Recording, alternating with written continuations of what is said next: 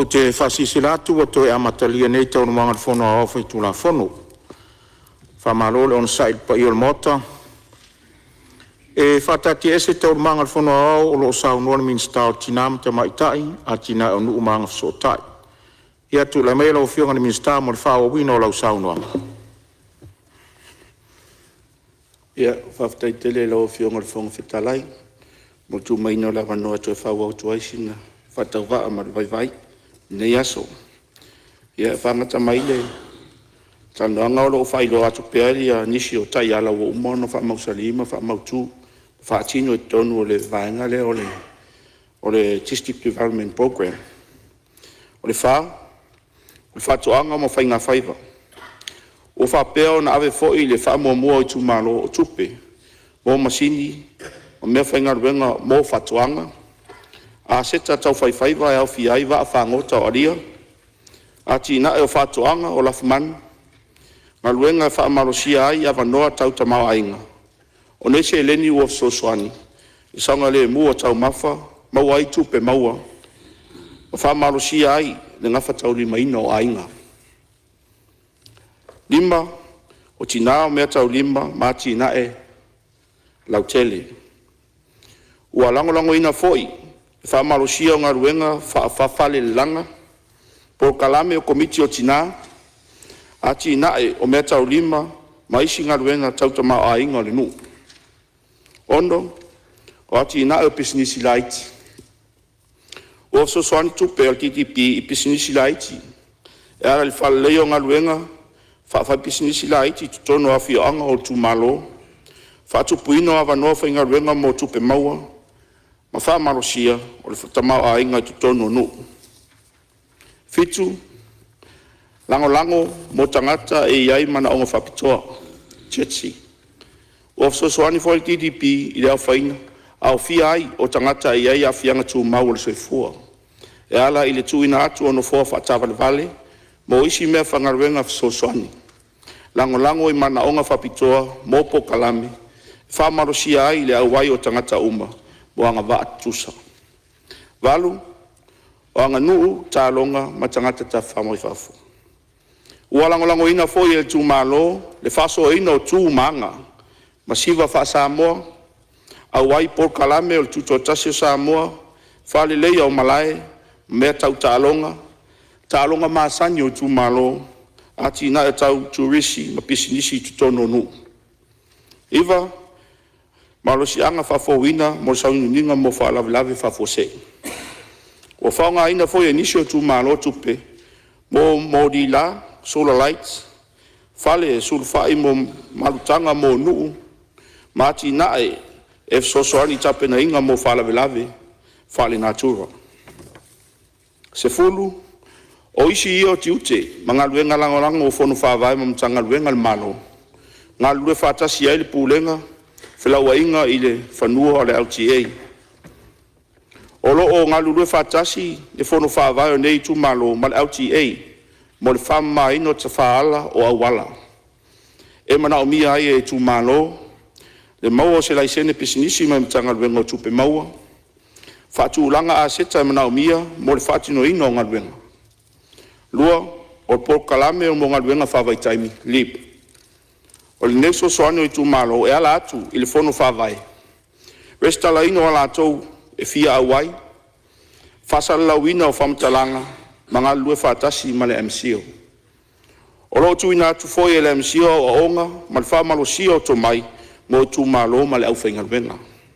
Tolu, o le One Comment Grants, OGG. O lo o lango ina foi e whono whawai le whatino ina o le OGG e ala. Ili ngā lue whatasi ma onga, whailoa mana onga a onga, ma tā pena nisi ta iala le lei mo le whasoa ina le lei o se leni. Whamauti noa ina, le whaonga ina le lei o sosoani, ua whamaunia. E tusa ai ma le mata upu, sa la ngā mai se tasi o sui, ma malu al maota, e whapea ua ai a ina, e le mata ngā luenga, i a polo kete o tu mano tai tasi. E au pea o na whamanino i lalo ta iala mati ina e tu malo e i lava poloketi e manao mia. O na whamalosia e le komiti, lo na whatino ina. Ona o se wa aitau lai e manu i aila tunu ua toa, mai tauina e pei o le manatu sa faa tuina mai i le selau 50 lea ua faasafua atu mo tagata uma ma e fōringa mai atangia mai ai ele i langolangoina e nisi o sui mamalu le tuina atu o nesi e leni e fesoasoani tua i le atunuu i le polenga e whareoina mai o se tasi o sui malu e whaatau i le vavaia le leilea o tai ala ma le malu puipuia o se leni o le malo Ia, malia whenua o fionga le minsta o lo iai whau la vea ma le sui o whale alupo. Langa sa o iai sau noanga le sui. Sau noa lo fionga le sui ma. Te helo fionga whong patalai ma lewa noa. Aftai te lo fionga le minsta. Pena e ta ua lau sau noanga o fia watu i fu ise manatu nei sui. Moni a au sa o ta ua le mafuanga na o whaiele tala whapea ua tele na aia ina ele authority ia whaanga yo inga o ati na e tu malo.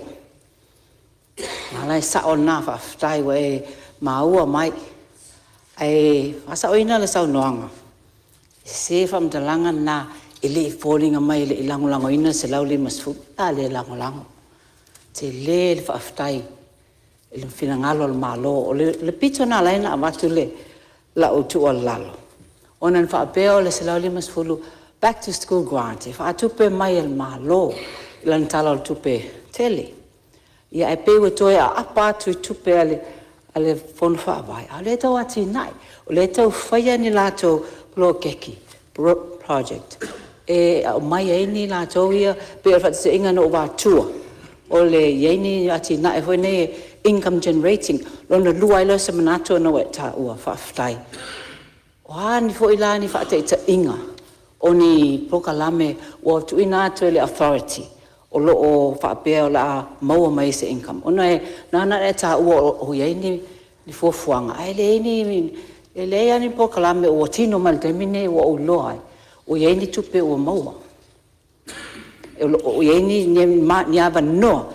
E maua ini tupe o temine le o tuere whaalongo tua whaate ita inga. Le voina whai le whaalele ngā pepe. Na whaapea la a whaelo whaele ngā pepe. Ia o yeini se o mai e whaatau. E le aini toi fo e toa nei tina malatou iene. Ia o isi no te atia upo te mana na oni i. Ia la sa o mana o iai. Ai o le mea whapena.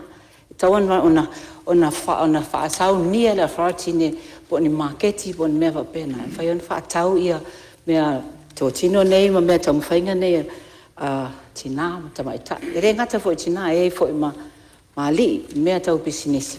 Mana ia tu lalo mai o tō whapea mai e mana ia e a whapea ni laso le alu whainga whaiva ia. Whai se marketi e mō mai ia. O whate te inga nātu ina atu. A whaman mola ese ma fo whaule. Te te e se lau le masfulu. Whasa o ina atu ai. La ngā whaalo alo lava lau whianga whangwhatarai. Whaftai mo le sui whau la vea ia ua. Ia malia whenua malawa le minstalo e fo ilisi whau la vea le sui o tu whanga tula mai lau whionga ile. Sa whapitu. Aftai tere mo le abanoa ona e tau ainga la umta upu ma le sui o whare alupo. O le sili atu ma le whaalo alo e whaamala malama le whionga i le minsta ta ua tele le mta upu lea e o eilana fōle sanga. O le poloketi leo se rauni masifulu. Le ua samno le minsta poloketi e whaatula i atu le malo i se fina ngalo e whaatulanga whaasafua i le tūranga o au mo le atunu pe le sa tātou mo li mawina.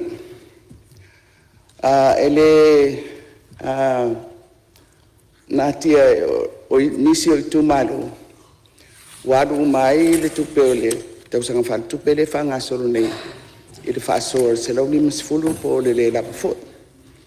A le anganga o lo o fia malamalama i le whainga whaavae lea. O le au mai e le malo o se polkalame e tūlanga o au mai e le whaatinonga i lalo tupe o whanu whaavae. Pe o iei se fina ngalo o le malo le la tātou anga i atu le talo o le tupe fou. Po le ani baenga o le nā whaasoa e tu atu i tu malo. Po le ani pasene e ono whaava noa mo mata upula ia e ono fina ngalo le malo e whaatino li tūlanga wau. ona pe fo ona mali el samnoanga al sui mai fale alupo le ye me ye ta o fuanga falta tanga po annual plans a fa pela o fata tia e fon fa vai ala to fuanga molta sanga ai fa forse ia le memoria to se por kalame al malu fela e tatiai ia fuanga ia le foi la mana ia yo forsanga i vaenga ese le atina ele o fatino e tato tu malo ole tu langa na fi mala mala mai pede tawona fa vano se paseni o tu pe ba tu ai tu malo ai ese fina ngalo le malo mo san por kalame awa ia na fa nga ile o paseni na pe ale fa nga ina foi ia em fa na fa wa ai mo fu fanga o fatatia e tu malo ai fa forse ia le batu se por kalame lo tele malo le tu le fi mal mai lo fion Ia, ua whaafonga lau whionga le li minsta, tu sal whaula vea whale alupo, ia whaapea fo le sui o to whang. Ia whaawau saunoanga lau whionga le minsta. Tai lau whionga mo le wanoa, le pea si o tali mua tu le whionga le sui o whale alupo. Mo le sira fia lau whionga le sui man. Ele a tolse lau afe na anu le tolse lau limas fulo le tau mano. Ma te le ia o le se le nina e sao mai e whaatino e nisi polo ke tipe o na e ta ua. Nā lava la e sao le tō malo. Ona ele tō te le tangata o lo ia ili tūmano. E whaingata la lau saunuanga e whaasao i whaleata ma vai maunga. O nā le tō te le ai a sui o le tatu atunu o lono fuai. O le silafia o le awhi le o atu lau launga i le kapenganga le o le fon whawai. E iai a inisi o vaenga o lau tā pena i le tō e maua ile o niso se leni. Ai reo le tai ala tuai le tatano tuai.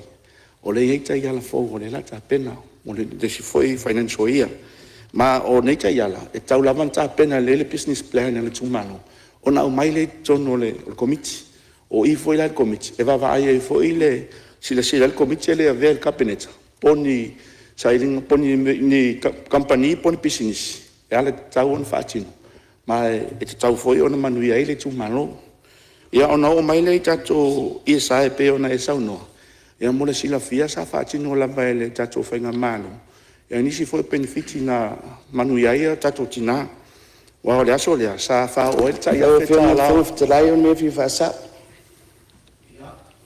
Ia malia lau whionga le minsta o lo tō tūlai mai sui o lo tōwhanga sa no ia.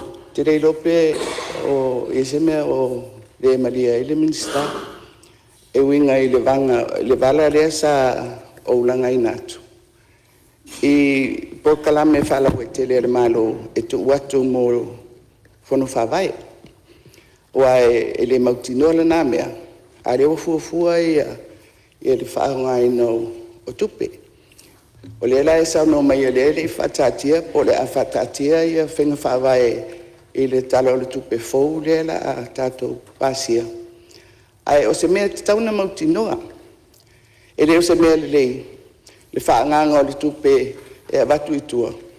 Ua whai ei fuafuanga. E toi whaafua se ia le abatu o lesi Port Kalami. E te tau ana whaatino i lalo tato funa whawai. Na pauala na o le vala lea e fia maala malamai. Mo le anga i ruma. Ma fuafuanga i tu malo. Ia malo whaftai. Ia malia whingola o whionga le minsta lo tūlai mai tai malo. Sosoni atu le tau pule le tali al minsta. Tau file leile saunoanga e au ele mtau pule o le ia ina le malo o plans o manafata tia ele fonfa vai le fo e wi mai ele saunoanga le fiunga sawa pito e mawhaele upule government back off e no popole ale upule na e sa o leia no o tai au front page mai vula observer government back off ya e tauan tatou whaetete le lei sisi lauto o le malo e ona le poloketi ai ai la se tangata e siri na malo silo na leo ti mai ma le leo whaamanatu inu umawhioanga o le malo o le mafuanga na lai na li liu tu lau lava le upu lea urgency le malo e whaile mele o back to school e lo na mafuanga te le lava ua tatou tulalata i le taimi e faaiʻu ai le paketi mulimuli o le tatou miliona muamua le nofoaiga lena uma nei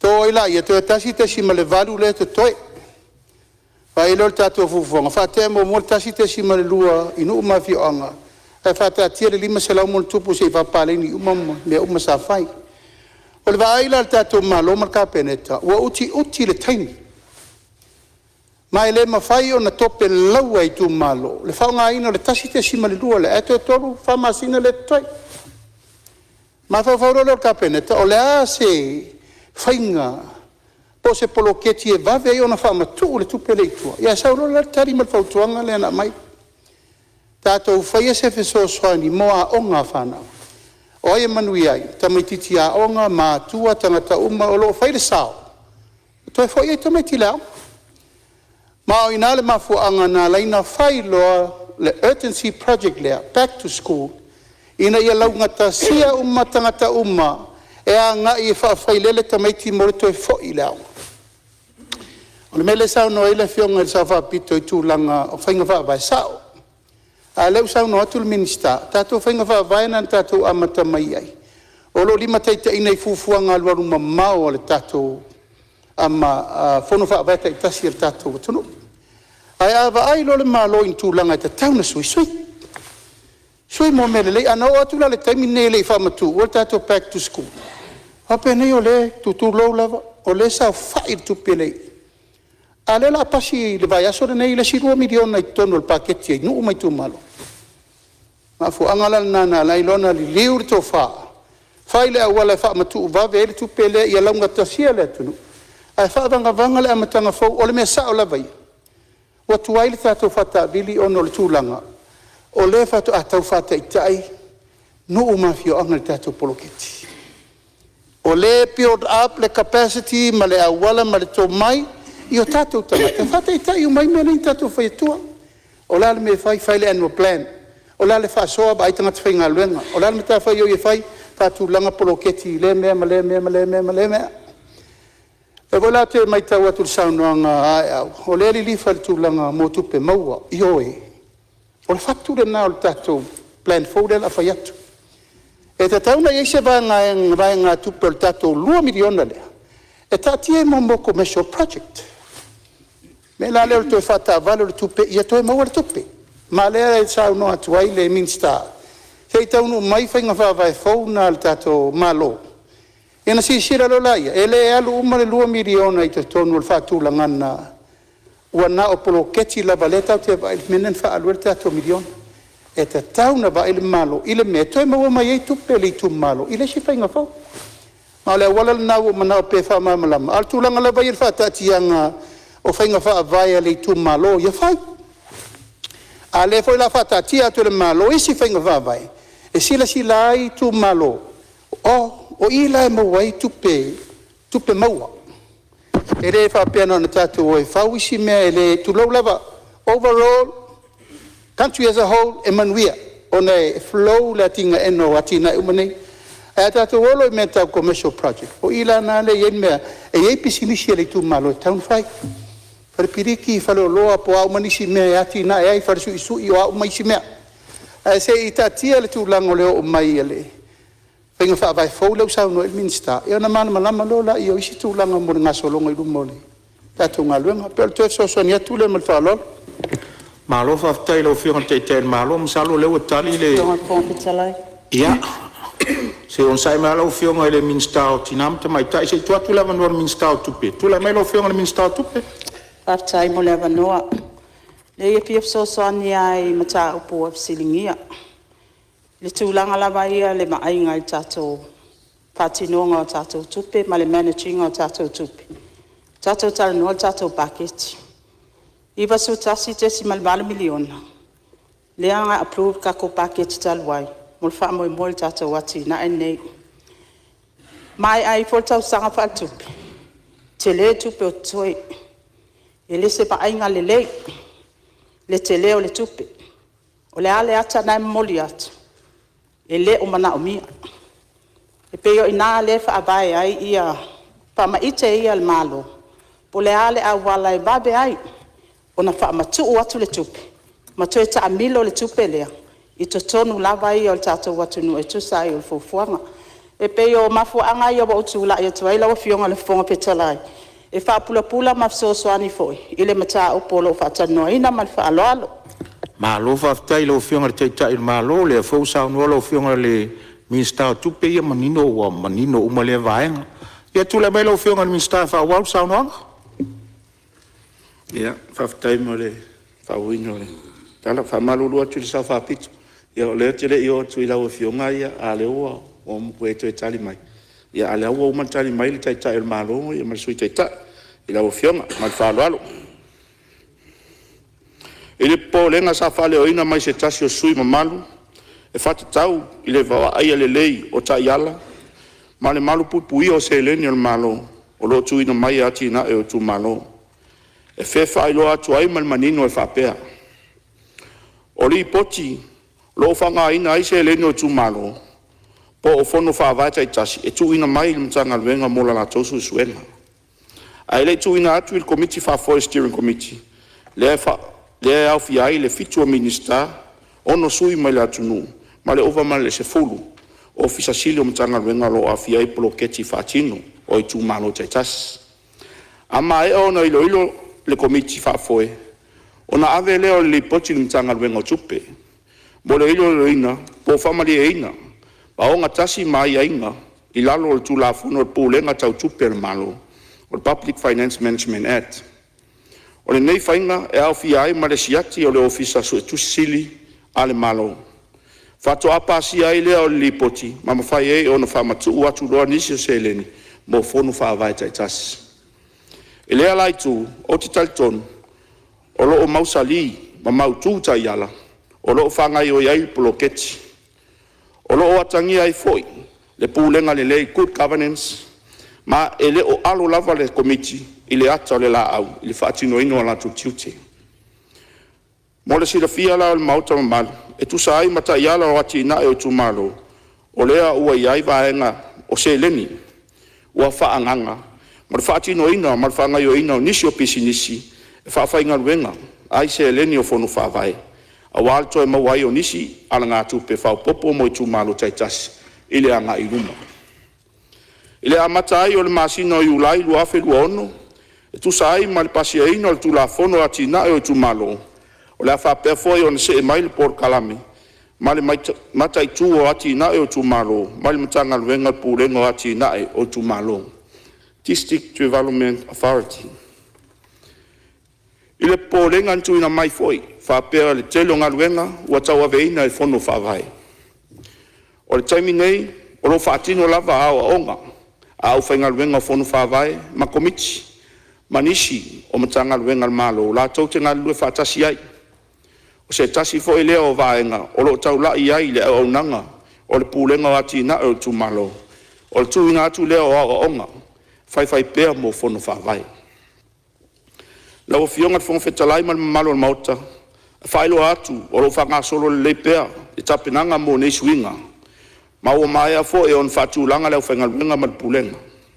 O suinga atu leo le pūlenga ati na o tu malo, o le isi lea la sanga tā ua, lea ua whaamalo si ai le pūlenga o tu malo. Tali atu i le whaonga ina, ma le pūle ina le leo se leni, a le malo.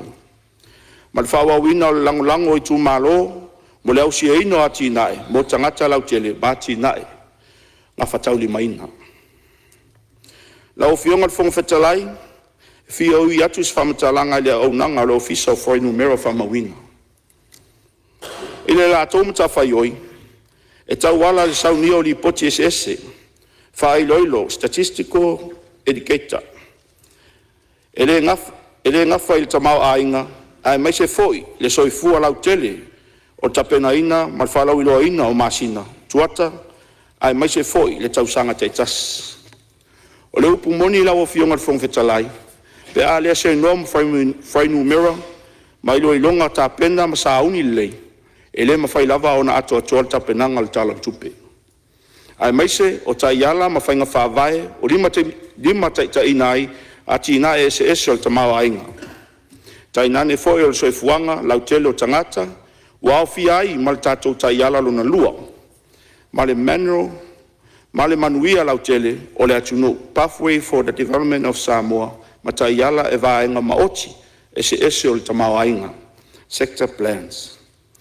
O lo wingo whamtalanga gana le nafakauri maina le tapena ina o whamaumaunga e peo li poti o le tamauainga GDP tupe o le malo Government Finance Statistics i tuata ma tausanga taitasi e fisuia inga o le tau o loa inflation rate ma whailo ilo le whaafitaua inga o loa e au inga o tangata ta whao mai moa mai fafo ma nisi o li poti ma sina taitasi e le ma whai lava o na sila fia le atunu ai maise lava o le palemene ma malu e fisuia inga o pasene o si itia pe whai titi ai foi nisi o vaenga ta ua uma e pe o tapisa i nei le maota saunoanga o suri ma malu o lau palemene ua le ngata i lea au wha maunga e winga le whai tau au whai o tangata tūlanga tau au aonga so i fua maloloina awa noa whawhainga ruenga mativa malele tangolima ati na e o whatoanga ati na e o pisinisi tu maoti male ano anoa i o nisi lava whai loilo e ma whai o na tu whatasia ma whalau iloa mole si la fia male au whainga ma whao ngā ina i le atunu o le tele o whamaumaunga nei o lo ua whao ngā ina e whaavae ma matai tu ina ai nisi o taiala ati na e o tu malo te tas tapena ina ma tu whatasia e ana whonu whaavae la o fionga fonga whektalai e iei tal tonunga o le saunia ma le tapena ina ato tua o nili poti e le o le whaamoe moe ina ia tua ia ai le whaafoe ina o le saa le atunu a le whailo ilo e whailo ai mea o tutupu e lona tūlanga o titele e whaavae e fol tapena ina ma le saunia le lei o tai ala ma whainga whaavae mo le lumanai ma nafa tauli mai na ai ni fofo o whawhita uli e ono ali ai mai ma a fia ai le soifua manuia o tangata evidence-based decision and policy development la o fionga le whonga whetalai ma le mamanu o le palemene e fia whaleo foi le anganga whawhitai i vaenga uma ma i lava i lau whai pesinisi whalapo le pitonga tu maoti whapea foi le matanga ruenga uma le malo mo la tau sao taua i tuina mai o nei whamaumaunga ua ngawhatauli mai na ai le saunia ma le tapena ina o neli poti e whapitoa le anganga whawhitai le mamalu o le atunu Samoae ma lau whaingaluenga tutofi o le atua ma tua tausi pūlenga o li ma whaipule tina ma tamaitai se ia o lava i whanau ono la tau sao taua i tai ala i suisuenga o whaatino ma savalia ailo o tau maota malawa ma i lea taimi e foli tai tonunga lau a fionga le whongwhetalai ma le maota mamalu o au nanga lava e whauau ma te talo pea i mamalu le atunu ina ia tali le leia pea le anga i atu lau whaingaluenga i o tau maota malawa a sili ai ona tāua le tuina atu tuina ani o whamtalanga whamaumaunga o pito sili ona sao ma ato o toa mo le whamoe sili ma mea lelei e tāua foi le sila fia e lau a fionga le whongwhetalai ma le sui mamalu le palemene ai meise le whaafafonga o Samoa o nisi o ati na e tāua ua fuafua e whaatino le tausanga whaltupe lua afe lua ono lua afe lua fitu ma o le asa valia e le atunu tusi na ingoa le lua afe lua ono o le nei ati na e ua mae alo na vaenga muamua e pei ona savalia ai e le atunu i le masina o mati se ia pa ia me o le tausanga nei ua fuafua e whanga solo le vaenga longa lua le ngaluenga autu le a mata atu le masinga oktopa se ia o tu le matanga se te mal tausanga nei lava pe foi ona sila fiela o fionga sa fa leo mai foi se tasio manatu se tasio sui i le national ID mo le sila fia o le nipo kalame sa amatainga le luafe suma leona mai o mai le raval taimine ele amataina lava nisio fufuanga a o le nei ele o na malaina le sila fia o le nei ati nai ua mai a fa maunia ma ua mata fa nga solonga nei e ei foi le famo mo savalia ele atunu le tau fai o le nei tau sanga faltupe ma ole le stala lo ia ole atunu ma ole famo mo fama ele tu langa le lua fe lo fitu il lua fe lo val le stala famo mo ngata o soifua fa wa pe le ngaluenga o le stala ino pepe fan nau tangata o mali leu fa ponga fa pe ai ma vai tama faltu la fonu ta yala mo atina e fa numero fa mawina o la fanga solo fo nisi tapenanga o le tai ala mo le atina e whai numero mo le vaitausaga luafe luaono luafe tolutasi faamavae ai 5 taʻitaʻiga e faavae ma 5 taʻitaʻiga ai manaʻoga o taiala mo le manuia o tagata Samoa i le luafe luaono luafe tolutasi e pei ona faalau iloa aloa ia ina i vai aso ua tuanai atu 5 i loiloga o le tulafono fainumero faamauina i le luafe 15 o loo faagasolo foi tapinaga mo le toe i loilima o le tulafono autu o fainumero faamauina i le luafe 15 mo le una ia o nisi o vaenga tāua e whalelei atili ai le auaunaga ono whalau iloa nisi o suesuenga ua fuafua whalau iloa nisi o suesuenga lata mai sa whaatino le ofiso o whainumero e au fia ai le suesuenga o whatuanga luafe lua 5 suesuenga soifua maloloina ma le suesuenga lautele luafe lua 5 i le masino au kuso o le nei tausanga lau fionga le fonga whektalai e ano noai nisi o atina e mawhauau pea ina ia whalelei atili ai lea le auaunaga i le atunuu e au fia ai le whaongaina o tenkolosi a maise le wawhianga ai ma o tātou pāanga mai whafo ua mau ai le whamtalaga a ua silafia foʻi e le paia ma le mamalo le palemene ai maise o tātou atunuu e muliaʻi e titi le tāua Ia, maria whenua lau o Ionga le Minsta, o lo iei le whau la vea, mai whale atu tōru. After ila fionga mo la no after ila fionga ile minsta sa mo fie le tapenanga e tau ona o pe le sili ona after ile vanga le o foi no mela fa mauina le au sila fie el parlamento mal malo e ni le tau o le sao o le mtanga luenga nei le atina ele tu le ana lai ona foi le 5 sulta la fo ele na ia moni na ia tato mos faingo mela sao o le la fai o tato tangata e mese le melo national ID ai o le mela le fi fa sile lo fiong il tupele tu malo le sa esa no nei Public Finance Management Act ta ua tele meia ta ua tele ai le po line tele fa fi ta u nei tupele tu fa nei le ngata le tofu ia o isi mea o tupi e leiro loa, ia o isi o peitei whaalua, ona o le whatanga o le mele mantua le Public Finance Management Act. E whaasa na tala i tuani tupi te tele na tufa whapei tua. Ia o le isi vaenga, o le mele tata noa i ne usile le inflation rate, le taha ua o whainu mela whamamawina. O na isi la fia la o fionga o mtanga luenga, e le tala fia ngai le inflation rate le nei, ma le tau se fuanga e mo ISS la titi me e lua ai tu sai connect o le sil average o le sil o le real o le me a tong o le me la le si le fiunga o a tonu wa kutsi e con o basket le average mai tau tatu o lo mana tua a fai o ofu mangai mea ia kai fia ka masinga ka fa ka so ofu o isi mea, o tau silafia, o makua pa ule quality ke le oloa. Beka se furu lua se furu ko ngasa mingi SS, e lengi SS, pi supo SS, o mea la ia, o lea kosa i lalo e mea le quality ka o mea, ala kwa alma o runga ka o isi mea lunga, e ka ua mea kilo i tangata. No fa se inga leo tangata ke fio soani mai a tātou. O le fa pea, e kasi pa single inflation rate o Samoa, ai le reality, o kaka un kao se fonga, man fa la lava, half take. Ia, o whaafongmaira o whionga ni Minsta, tu sai o whau la vea whale ata tonu. Ia se on tasi mala o whionga ni Minsta leo fo el whau la vea whale ata lua, se tu lai melo whionga. Ia, whaftai tu la vela o whionga le whongwhitalai. Ia, desa tu la vai se i whamae a maile saunaanga fo el whionga le Minsta. Ia, pe ua mawala ua awanoi i di whaenga lea. Ona sa o tele whapea atu tele au polo keking whaatino nei se lau 5. Langolango ina, marifia le se lau 5. Paul mea sa au popole ai, o le handling o tupe nei. Mori sila fia. Ina ua tala el mato i tu malo le tasi tesi ma le 5 miliona i tua. Cash. Sa iai ala upolenga i teimi whiawhia i se le ni nei. Sa iai la i o le anganga.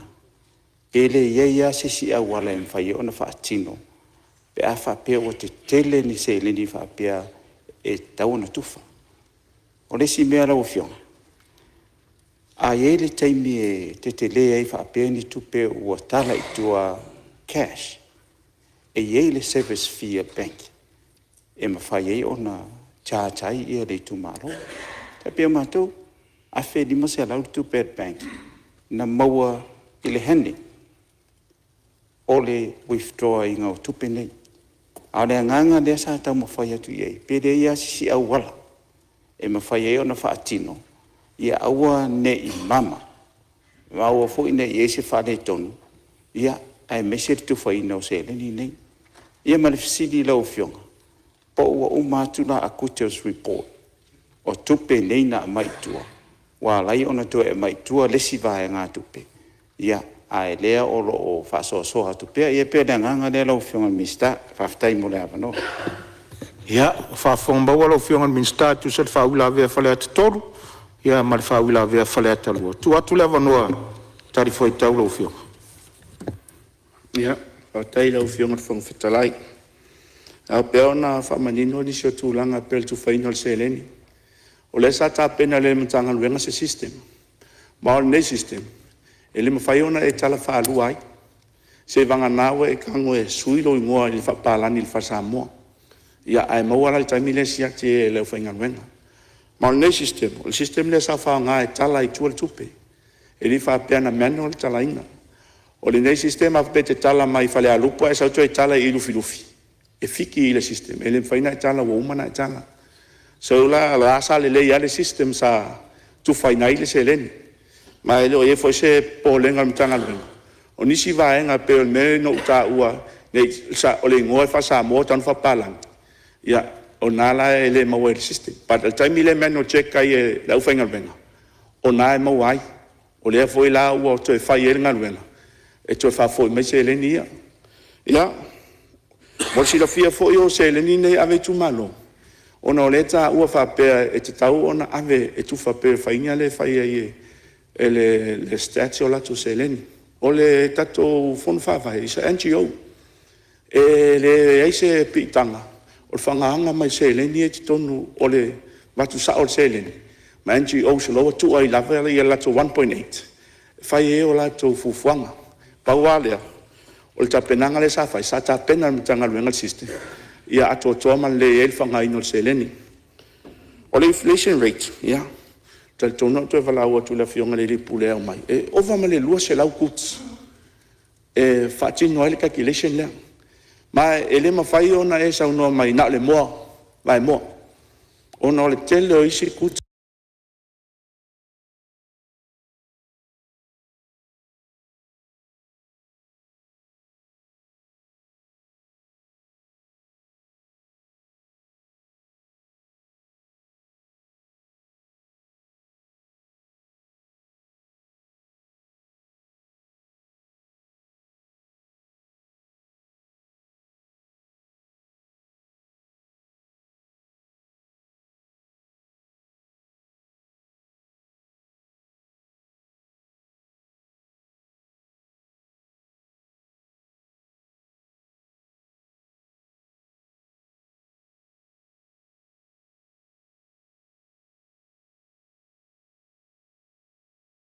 Service. O lo fa na fai el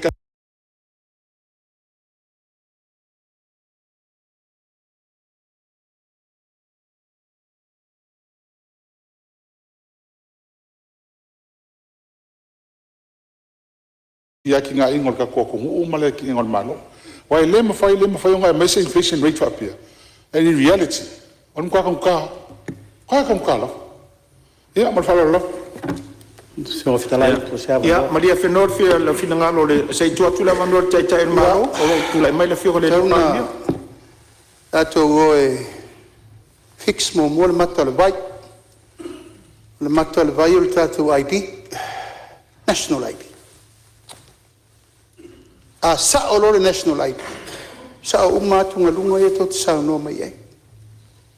O lo ta oto nei a o le ota ma le official pa mamonga ni tau whaingo tato national ID. O ma voina ami wha rua wha toru le ota tope man melea tope man mele lango ia fa vai yai letinga engo le tunu ale tot sa no mai sao ele se uma manatu ia tot sa no mai ai ata tauna sa o le tato national ID man mela le o tato tala fa taula fa mo monga sa o le tunu e o mai le so le lava tati fa pene e se fa mo monga fa nga palota e se mele I e se fetuna inga uma mare tarito nunga ela na fa nga I le malo le lisio fa nga palota a paulo lisio tala tala mai ata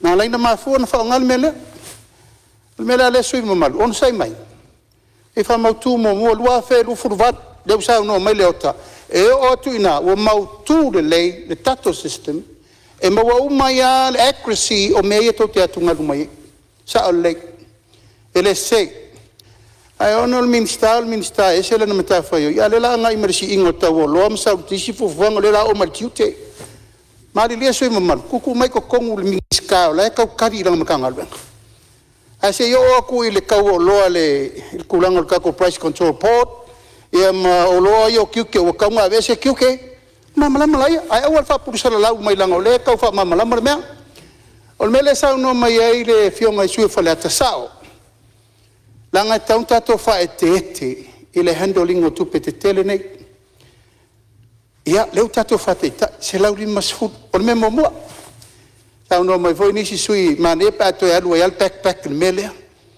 to power pack le to call back hand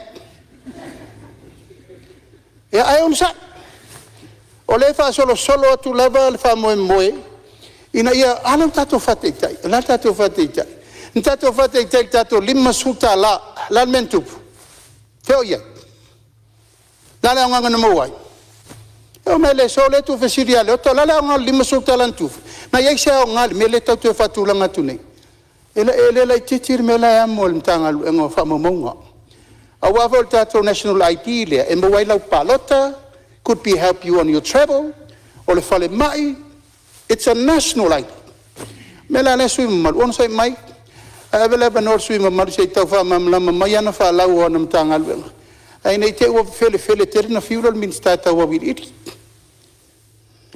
ya malo faftai ya la ya e flat tol sa no ngale fionga vale mia as pusala la le o la fionga minister o la mta fa yo ile ila mta ngal fa mamunga ila to le fa ile mele am calculate le facial le ngaf si ele o si tu lang ai no fionga minister ya ta ti fa pia al mele o le lima suta la le na o te ofo pa fa yo sa nganga le anga le fa lima suka la le ele mo e ta to le fa no mela le la tala il te mi te le le ma ma ta lon fa fo mai mele le national IT ele se me fo mele o le vanta pena mai ma fa la ta mi rico ma le puli ia se tu la no te ta en malo ia amai tu le upu pursa la te fa fo mi pursa la ai fa ma bien fa ya wa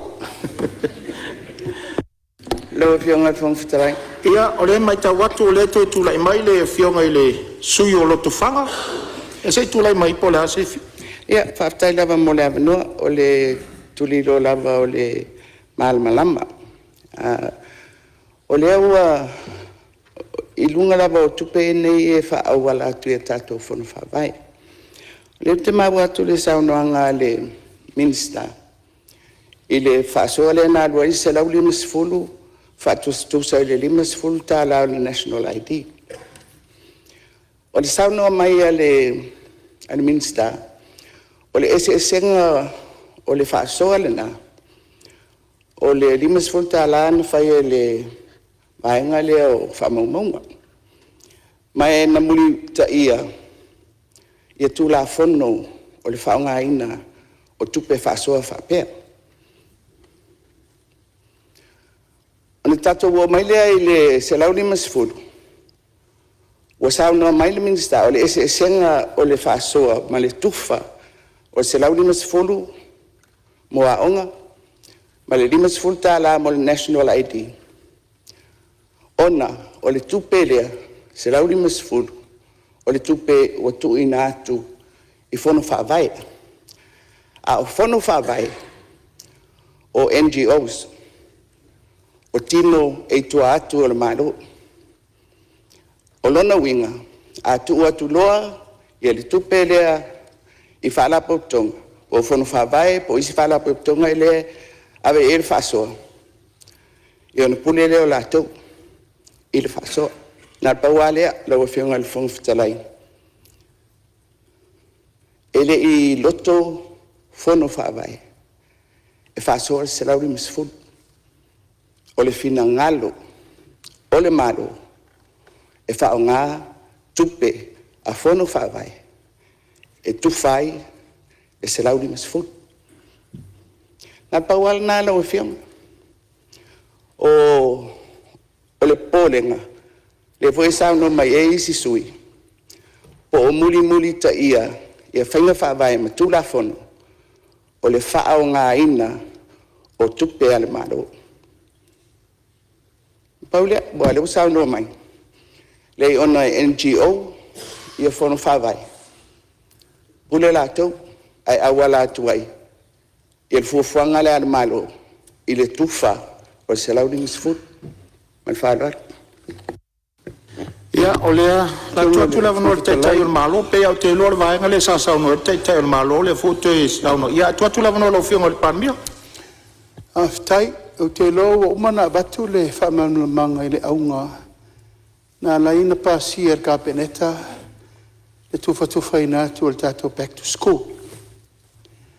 O ai inga umalawa whaaltu la whono, no ia, e lei se ai inga na whaamalosi na whai.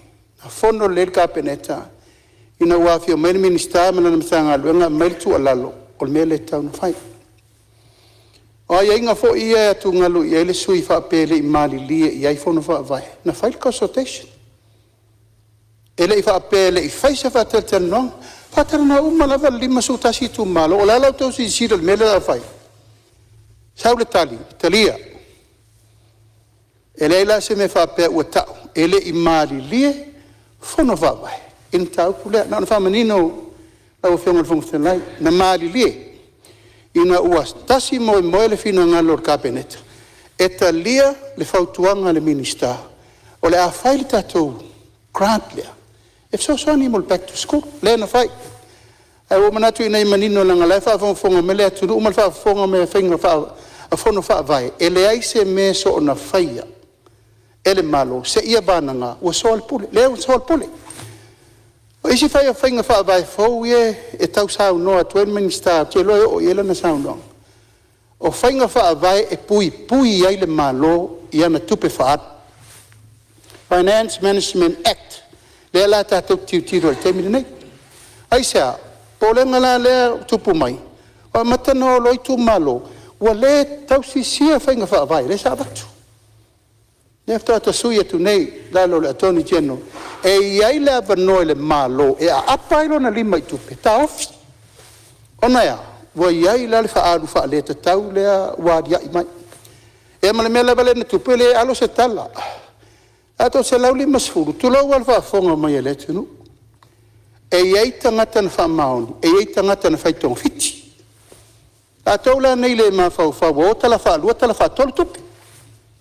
O le ala lena, o le tu le vanoa i mtanga luenga o tinam tamaitai. Ma le mtanga luenga o tupe, e oe matua sa iri. Po ai tangata nei o whai mele. E leo le fina ngalo le nal tatou malo, e o mai e whai le awala se le tala whaalua pe tala whaatolu tupe. Leo sa nol minista na whai le system. E iei fono whaavai, e le i follow le system. Le ana laina sao le mele na, o le tai whaalua tai whaatolu. A leo toi wa iri, lau maua mai, lau wa lafo ai fono wawai. E o la tau e toi ao, mai tupe i tonu ia i la tau ia na le wha maoni. E la talango tupe, pe o sia au, fe wha mamla matu na ina i manino ma malama le mele e atungalu e sui. Malo whaftai, ia i manino o lewa, te langona e au ia o fui atiat, ua mtuai o manino a tol wha manga al malo. E o lai tupu le teimi nei lo fo i tu malo le toi, o atu le matanga ruenga toi sa ili ma follow up le leifa mau maunga ina ia mautino e sa o tangata lana tala i eitu. Ia manisi o le eiso le ngātu la fondo. Iau nei lo o manatu, ia o manino le leile vaenga on wha mamalama, ele tai o le malo. Ia i fiso o tai fo i wha anifo ma le wha malamamanga, ale minsta o tupi. O le mele, tu mai le, atu le vano lo fionga le minsta, e fasolo ai lau fosanga. Fionga fofutalai. Sa vano lo fionga famolmoli. Ia. Ia, ono o lewa fase esele. Ia, la atu le vano langa lena e sao no le fa mau lalo le fonga fitalai. Ia sao no. Fafutai lo fionga. Lewa se esele sao no ngale fionga le minsta ile. Tanga le wenga foi no mea famauina. Sa fia le tausanga nei tu malo ia suia malo e mato pitonu io palisi ma la lovaya e monia o lewa wa famautu pitonu e ivo le mato tu malo ia se mato pitonu le palisi lo fio ia talot wai ia suia le malo wa o fonga io tato malo i tu malo manu ia wa mautu foi la to fenga nuli si mato pito nuli palisi fa mon vole lo fion mel falol Alo sa no sui ia la atu le vano le minsta fa award for sanga. Ia fafutai tonu o tau ni vale minista le tele fa ui la vea lo tuina mai. Ia le tom faila va tu si la. Ia la ofionga le monga fa. Ia ia ta ia la ma papui ai le faingol tarsang. Le pele fa o mai pele tu sil mtanga venga. Ona fa tino ile o tai ala masani. Ia na foto ila o fionga man mamalu foi o le nu. Pole ase tai me o tu mtanga venga. Ona lo ia umata ia la fa tino ile tu langa man fa lo. Ia oni si fo va nga tonu so sonia tu pen ali le fionga le palmia. Ia sa ta pena fo le finance agreement. Ale saini le finance agreement. Una ele o maniele e fono fa vai. E agreement o mea lo amatuele le fainga malo. Ma le finance agreement foi na fai no moli ai. E o lo fanga ina se elenia. Ma tele o alo lava esa NGO. E ano fai atu NGO. Alo ia lava mea lo papui pui e le mtanga wen. E le fainga malo. Ia la to se eleni ma fa alo. Ia le foi sa ta o le inflation. Ia fa malo lu atu. O fa mawina lo fingal.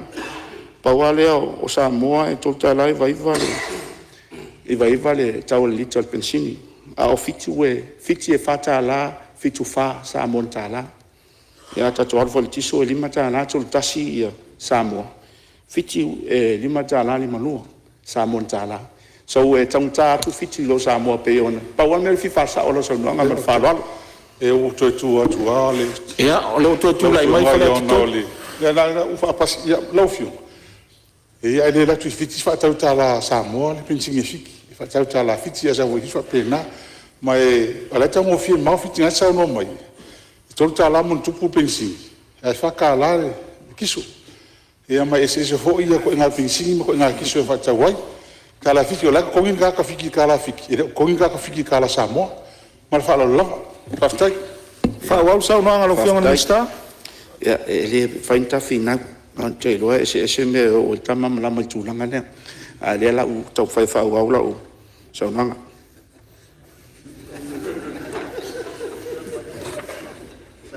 ia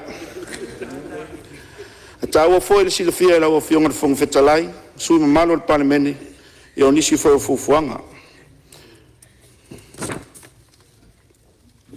o ngaluenga mtanga luenga pulenga ofisa o lo ngafa ma lo fatau va fa malusia ai le fa vai o anga so tai o Samoa o tu ina tu a inga o ngatonu o tatonga luenga ma le amana ia e tatau i tangata uma o na au wai le atina ino o anga so tai o le a fa mausali ai le atina ino nu ma la fanga fa tau tai ai atina e mautu mauna ia ai pulenga lelei o ava no tutusa mga luenga fa tasi wa fa paanga e tu sai mal vaia tau la i o taiala o le lumana i manuia o Samoa e le lua fe lua no lua fe lua fitu se pa ia le lua fe to lua to tas a fai tatou te ngā lua whātasi ma wha mautu a inga i le o ngā tutonu o tatou nganuenga o le a tatou whausi ai se Samoa sanga le mu ma mausali lona manuia mo tangata anu uma mo nei mātai au so i fua mai e manuia le fono o fionga foftalai Ia, o lo ia fa la vea o lo tu lai mai,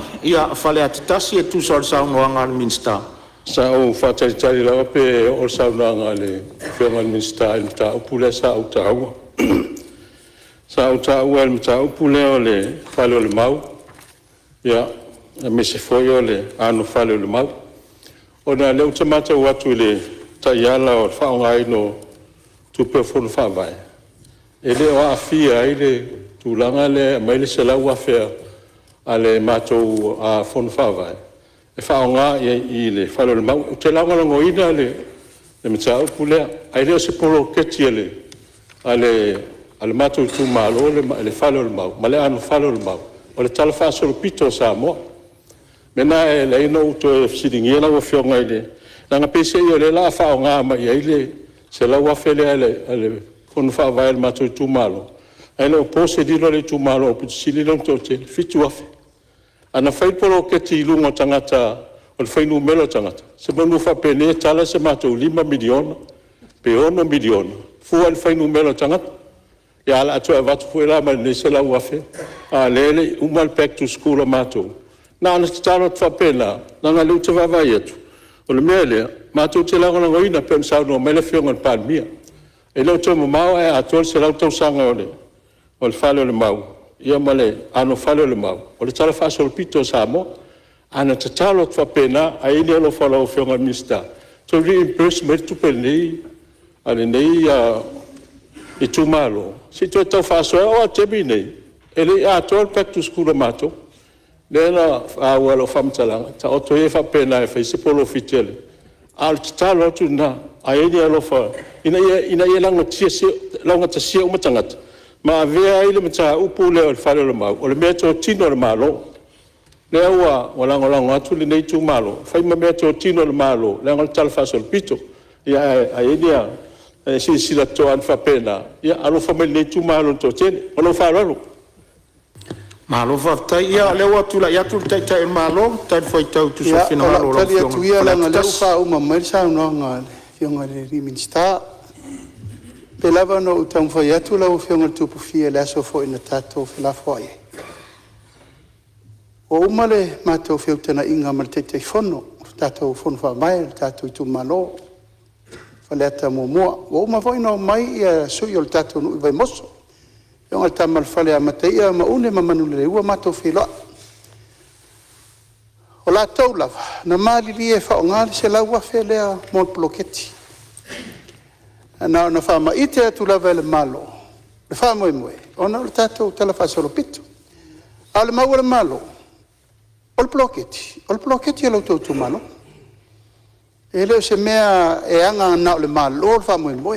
Le ai o le malo ia na whama i te lava ma vatur whatu tuanga e te tau le tātou tū malo o na whama i te bloketi re mo le tala whasoro pitu ia langa le whatau toi whai atu ma lia lau whionga tupu fia ia o le malienga lava na i ai le whionga i le te whono le tātou whono wabai ia ma tapa au le nu na mafuai o na whao o le tupelea ma ele ngata i o le mātou taranonga na whai e whai le a kai tele italani o le whale lea. Ma o le tūranga lau tere rana, e mwhain tātou tu e whasoa i mori lumanai. E peo na whai atu. O le se lau afe. Na sau mai tu tonu o le tōpolo keti na vatu le malo. O tu pea la le malo. Pea vatu o te waho. Ia o tu pea le malo. Ia a whape voi le i lava le tātou back to school. Ia talata e o pasi 2 miliona. Ia na whalava i role o le tō back to school. Ia o siau tu e whasoani atu le tātou. O whionga whawhitalai. Ia, malo whaftai sa malo whionga palmia. Ia, whalakitas. Le le manatu e ma te whinau ma le whionga le palmia. O wale mea te whi whairo atu. O le whaipule le tū malo. Oa. E le se whaipule whasoani le tū malo whaleata. Oa, o e whaia upo le tū malo. I to tonu al palmene. A whapea le tūranga la le woiai. O le ate le la le whale tonu. La pe fōringa fōle le esel mota maurunga, esel mota maurara. E whai tonu ole. Lei o tonu ole tū malo nei. E whai au le whai pule. A whai la se me whapena. Pawana me u whanonoa. A whai anu whinangalo la. Ia la tau to whapena ana unu whai loat. O le whai pule le tū malo. Ia, o lotu la iatu teitai malo, ma lia le whinangalo le Whaliwa whaletas. malu nei te ua whale tonu lau whalongo. Ali i ma whai pule. E le o le whai pule. ali I mawhai pule vai moso sa mato whelai. O le fionga taman fale, ia me se foi une mana manu de le ua mato fisir whai le leile melea, ai o te talitonu, e ta oto le angatonu, ia la foi le tatou fono voi, le si foi aso le oi, I le tate. E ava noa la ua fionga le li whai pule tau te soa mal tau fono vai. Tala le ava noa. Te manatu nei te ua ta whaasoa ia ala e tatia mal tatou I tu maloe. E usi I le whaasoa al tatou. Ai wha malulu atu e le whai pule lau tala na vetu. O ali I mwhai pule sa wheloi mwhai moso. Ia, malo whaftai, ia e manatu a fori tūlanga lea, whale atatas. Ia langa lea wa sa unua. Ia, e lea ia seisi mea na le whawo le whai pule maritete I fono o le tū malo. Ia ma le lango sua, a li I mwhai pule. Ia ona malu leo le tū malo. Ia malo whaftai. Ai le tu atu le avanoa le minstao puna o whal natura marsi si o manga. Nao se toi wha manatu o le nofoa ie o whauila, o le a fau e whauila vea saunoanga wha minstal malo. O tau sila mai o lo wha mau le le whailau tusi o fono ma unei le nofoa. Vaenga umana o iei saunoanga suta I tas. I le taimia o saunoa suta I tasi o le mota. Telea na afia uma le tele o le kapeneta. Ai sila foi. To fuan minstala to mala to portfolio uma na vai iai. Ai ne e tula I mai ma e whau la vea ona wha penale o na alu wha atasi iai le kapeneta. Ia ona iai o le manatu no fora atoso o tatu taimi. Ai maali li e mai sui o le a whau la vea. Sa unoa sa oa I le vaenga o le mtanga luenga. O lo tausi le minsta e a nga iai le whau la vea. A isi mea I le tausinga ale minsta mtanga luenga ele I yo o iei lau whauila vea. O le manatu no fora. O lo le leil vaenga na le tausinga ale minsta. O le whasau ino le tatu teime langa le mai tau watu. E a ngai o le minsta tina mata mai tai. Aia a fia tuai portfolio isi minsta. Ia a mauritou sila fia. Maa fia le pepar fonftala I le wha mau mai tau saunoa. O le mea lea. Ia maa loa whaftai lon sa. Io la atu le avanoa. Le minsta puna oa wha natura ma le sia manga. Tulai mai e sauno, le aisa faina pe a fa pe te sauno mai pe e me o le pole. Oh, e fa tai. O te o folo fatu ma fatalo fatu le fiong al fong te lai. Ma lo le tawatai. Ma lo le fa palpale wale fa foina. O le fatu teia o le fono uso o le tatu watunu. A tailo finangalo nei taiao. Ma o te manatu ala tato whalauia I lau sa. Wal tau langau si lumo le tua nei taiao. Ina ia wha pale mailo na alofa. Wa le whono uso o tato nuu. A meise le whato whala inga sui malu le pan mene. O le foi wa e whatu lima I le malu tawe o nei maota.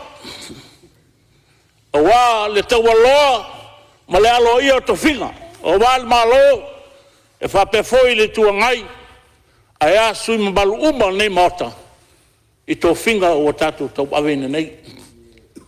A fia hoi malala, whaululunga o mtanga luenga, o lo whafautua wā, lo tatu malo. Whapefoi nisi o tapu inga, a Samoa o tatu, whatasil nei tae au limanua. O le foi wa e, o wale tapo inga Samoa a mata mai o nao se au pita titi o li atu le nganga whaftai pa ia whal malo pa ia whale atunu pa ia whale kalesia I le nofo whawhengaina lo whanono manu I le tua ma tapo ia whaiwal nei palmene le foi o lo finangalo wal tapo inga tato uso sa el fenga malo tuila mandua ai le tapo inga so se Samoa o lo mo mai nei fa salonga ia tu nu mau tato ave ele yuta o tu lai atu male falo al tele lo fianga al fontalai e moli atu le nganga fa tai lo fianga el minsta tupe o le foi fa tai tele I sui mamalu mal nei mata sa sau noa wal talal tupe ai mai se I matau puma sa ngai mai ai I o lato manaonga ia te au nei o le minsta ma le matanga ruenga o le siso manga ma le puna o whanatura. Ia al paia le tatou tumalo whaleata numele wha ia o leisa i teimi ona o atu lea wala o tapuainga a tapuainga ia me manuia. O ele tele ni mtau puna afea i saunanga sui. A lea o amata mai i le saunanga le fionga i le whaipule o le tumalo si umu. E uina e le o lala mai o le e usufono. A tau au na utali atu e il malo. E uina le siringia o le taui mo si umu. Le whawhawhanga tapuai mai le tumalo si umu malau fionga i le whaipule. I le mangoto ai o le manuao o le malo nusila i le tala whatai o sa whata. Sa whapea o na o le tumalo sa whata. Peita iane wa anga i atu i le Marine Reserve e whatautaia i le asiasinga. Ma maua ne ai o lo iai se vaenga o le tumalo si umu o lo wa fia. Lea la na fia i loi tonu o whatatanonga lea se taui mo le tumalo si umu. Ma il temi nei le paia whafonga tapuai mai e le tumalo si umu. O lea ua whanga solo atu e saini o whengaina mo i lato uma lava ua mauti noa e wha afe lua se lau. O lo wa fia lo lato te mau ainga e tu sai ma le whare lawe le il bangoto ai o manuao le anu sila. E ma lo wa mata fwene whatata noa ma le malonu sila le wha matu ina mai o le 5 miliona lua se lau afe mo le tau e si umu e ese mai tupe la sapata.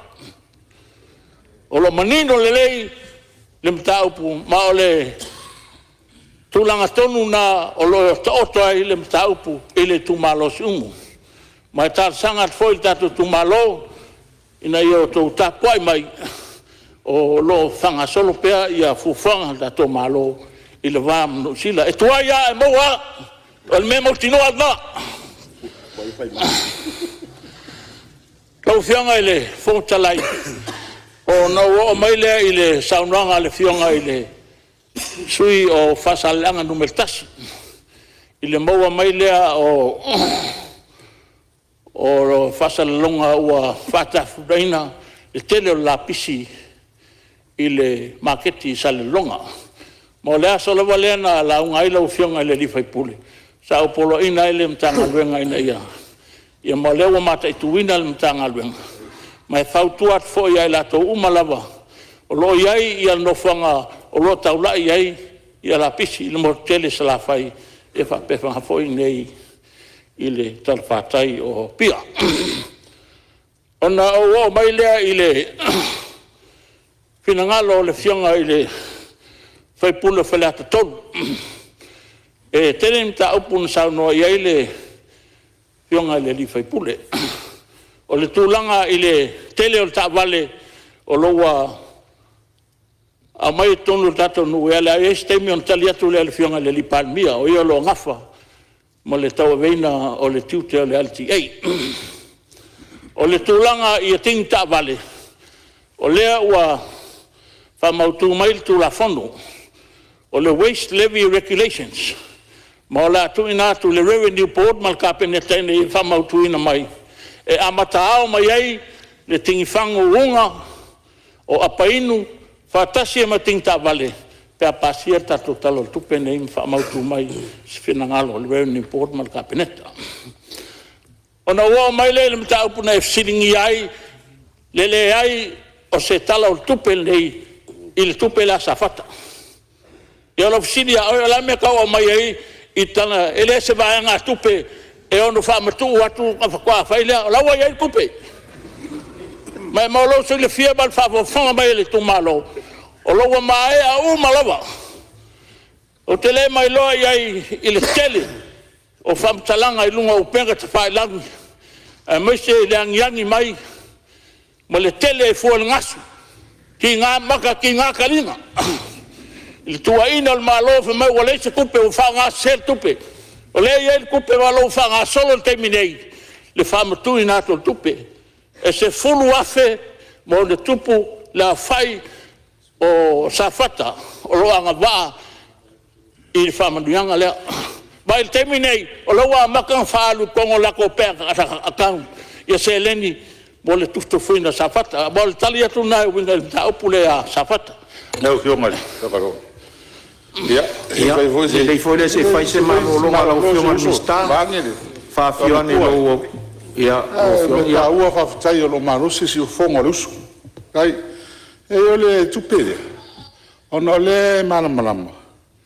E le i tuwhaina. O le walara umaritara le tupere i tuwhaina lava. O le si mea. O le tūlanga le na fia fasili to le ua ta ua le mele yasi Wa le no ta ua. O le uma nino le sa Lau fianga le fontala i te wailu peina sa ronga. O laua kufa. Wai ko kongo penga kami, it's going up. Alo se soe nga mama mai lea. Lau wanga solo kufanga kupe o mai a uma. Le utanga inga uma msa whaka. O le ua mautu le lei. malo. O ke le no para men ko pisa i fuor kupe sa whaka ele sko fiau i yasi. Kupe sa whaka. Ia. Le ua ia sa whaka i ele fionga le ni fai pule. Le ua whama vange i alu e whaila whaina palo te lei tito. Whakasi ai ma le tuma lo sa whata. O makua ka oko i langkong. Fo fanga uma le wama le malo. Il kupe la awala ni ka pisa i te tio le ua ma fai. Ia. Ai foi faima fon. Ia. O Fai se malo no fio ma gangalo pa uliva se lau tangat. O sa. Fe me ai fa pia. Ale mene no ela fam talanga. O le tupe le o sa no anga le mai ngele malo usila. Nga fio mai la con fai el tio. Pa ulo le kupe ma sa mo le. Le o folo folo mes Ale mene le fa tuai.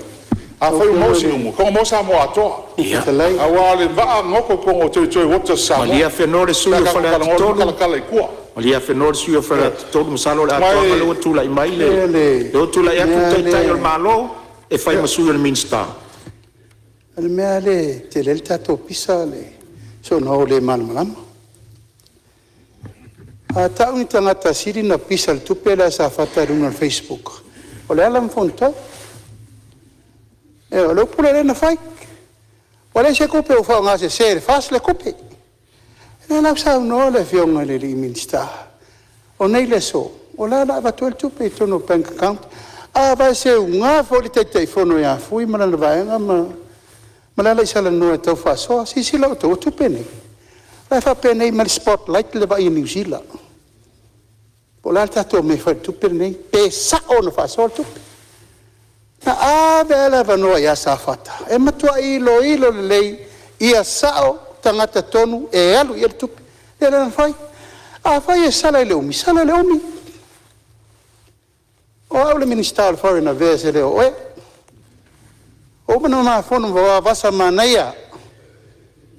Yo, aso volengo walo ke ka oko. O veli faskoin. O le mea pito i siri na matana. O va alea. O fai va vasa. O el matai sa moa. Ye sila i logo tonu. This is just the beginning. E ele suru miliona le na matu. First payment, installment payment. Ala fatare no le sa no le pionga ele. Minister e fito i tonu em ta puia. E fatare no le miliona si umula tau ia ala wa mai. Ala anga i luma. Malia sui malo. Ta fai na Foreign Affairs. Mal malo New Zealand. La failas la inga ma fufuanga o la me faile vale e to ebese pe tu wai o fa manuanga le fa solo tala noanga i le va fa va malo ale wa sa no nei to paulo tupe io no fento tala no mal malo ni sila me na tu portato vesi le fa fonga mai le tu o le upu e batu nei malo e o sai mai suyo fala tolo le tali malo o le upu na ya o le upu e vatu ia te o le Minister of Foreign Affairs. That's what goes. Ai lo fina o mai o to ele se tu peto e mau vai ele o to malo sil menna. O le malo le tele no il malo New Zealand en fa foi nei laksen. O le upu honna na mafai. Lai fa solo ter no anga temini nei. La o fa to no le lo ia Syria na nafi. Ia ein ba ma oi in mele fa ter no anga ta upu le. Anga le o mai ta ele o afiel ta to lo ia Syrian negotiation o le va fa va malo New Zealand. En fato no na fisau I langa le consultation. Le negotiation. Ina ia manuia le mele tu putua. O le va ana sau suru tato ngate fati. Ia fa mam na manga na mal fa lalo. Ia malo fa tai la tu atu Ia wanoa, ia whale ata toro, e si mea o lewe whafonga mai lewe whola tai o le malo, e si mea e se mai. tua. E tātou tua e whamamunga, e ri mātou whamamunga, ma mātou o au. E songa mai e au stala le whamamunga, le o manino le sao noa ngā Niusila, Palmia. A whai o tue whau au, le lei. Ai o mele tanoa i mea tustusia mea alo ia. Malia lalo fina ngalo o lewe tai le malo. Awa le siva ngalo o fionga. O lewa ile pepa le tu fofu a fai mo e silpa sa ngomel miska. E ile undertaking ne fa pe sangi tangata. A sangi roa ele ko mo se kupe. Ele ko yesi ta sanga lo na a fai le iai. Le a fai iai wa me le o mai. E sili fa no mai tulanga le. O lewa Le tonu ana le tupu e nel tato e vesi. O le tō wofa malana i maina me wha aksangi ka ngaka iaungi koe mo se kupi. That's not the process. A tia mtanga luenga lai el foreign affairs e ola tō e wha uau i tana noanga po whewha iai. E le tū mamaina le ngoto le vaa lea New Zealand i aisa e sau tau sanga le me lea. E le tū mamaina. Ma lai matua vaa iri le le iai i la tau si sio manga ma la tō iai le tō mai me uma.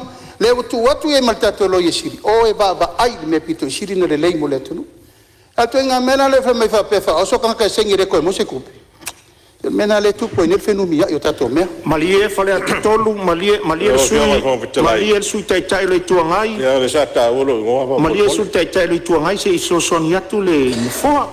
Fai malu o tato faiva. Fai malu o tato faiva. Malie fale ata tolu. O te le tu atua se avanoa winga le mta upu le tupe si umbu. O lea watali le malo. O le mta faioi na le malo. Pe a mai se 4 miliona, pe a mai li se 4 miliona, po li si lua se 4 miliona. O le mta faioi na le malo. I leisi malo. A le tūlanga wa e sa unua iai e tusai o le wha amamla manga mani vaenga na maua iau fo isu e suenga. Ia leo wha amamla ma le fonga fitalai. O le tali muli a o le malo. Ia ai malia le fina ngalo. E le toi tuatua le fonga fitalai se awa noa le tūlanga lea. E le tūlanga lea le tupe sium lau sa unua mai, le fionga le minsta.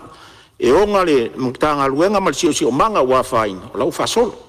Le fo tali mamalama le fionga le li palmia.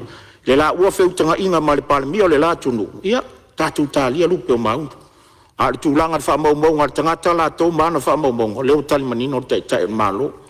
Ia o le tūlanga na uwha manino, le tūlanga lea mai le toe, ia i fwoi sewa no e tu atu o le whong whetalai. Tusa le wha mamanga le malo i le tau i mosium. Ia ono le manua o New Zealand, le wha penan wha le tonu ngata i whali. Ma le nganga wha aloalo. E o fionga whong whetalai. Ia. Leo si mta pule le te lewa siwa mta langa. E le mta pule lewa sa uno e tūlanga iai. Ai ona le sa tau belo ngoa le an mafuanga na lo tula ia tu au te le fia. A fia fu le fina unga le fai nei. Ai mafu ona o tala noa i me fa pea. Ona i fu ia inga i tua. Fisiri mai o mai. Tala noa mai. Ale ala au te fa maonia. O isi na mai ma pepa i e kasing. Mo se fautuanga. Ona ala fa mai nisi fai upo o le pepa renda mai maratou. Ai saini loa. Ua mutalo i e leto e Moses fisosat. O upunga la mai kongo le whianga, inga la ngā mai fisini mai, a upo nasa o toa. O ko ia pule o tau. A manino na man la mo le taupu. E a fese lau, le sa fese lau. Le lau ma ua. Malia mai le sui. Le lau man tupu wa, le to fa popo istangata. Ia, malia mai le sui lau whianga sui taitai.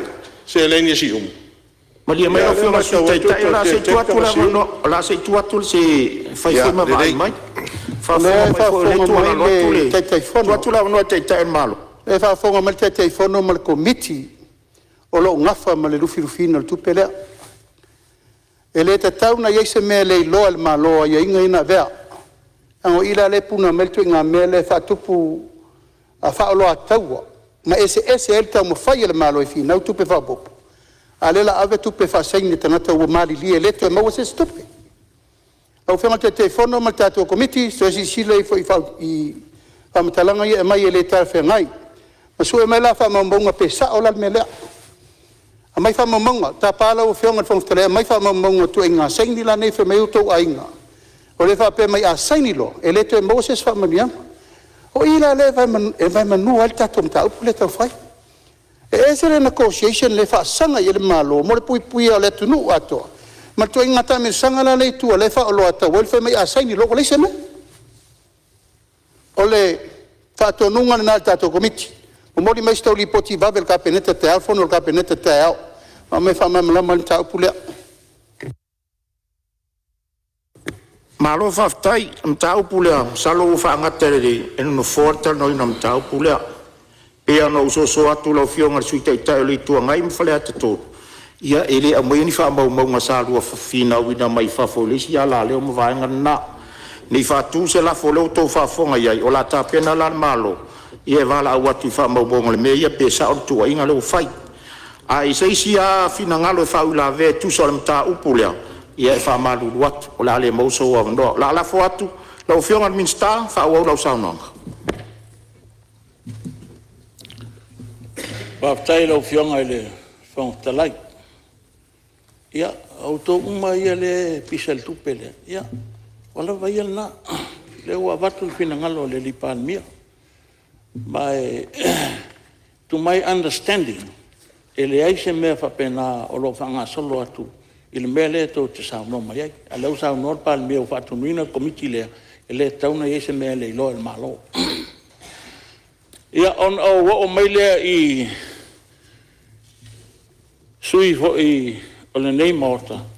Sa lato talsanga ina ia le fsosani el malo i mbetau talingal. O loo iei le backlog o whangasolongo talingalu. E silia ma le luas fulu ia talsanga o talingalu lea o lo whangasolo il teminei. Ia leo te mata e watu e to se fulu tasi la tau o i tumalo o lo talsanga mai i talingalu. Mai mo le sirfia nei maota e le ai se vai ngā tupe o whaanganga il malo mo le fausia o talingalu. O tupe o lo whaanga ioi ai le fausia o talingalu. O le whaipaanga lea al tatou malo e walatu i le malo ma le mtanga luenga o sisi o manga pampuna o whanatura. Ia tatou tōna partners e a walatu lea i le matai tuina o le fsuia ingol tau.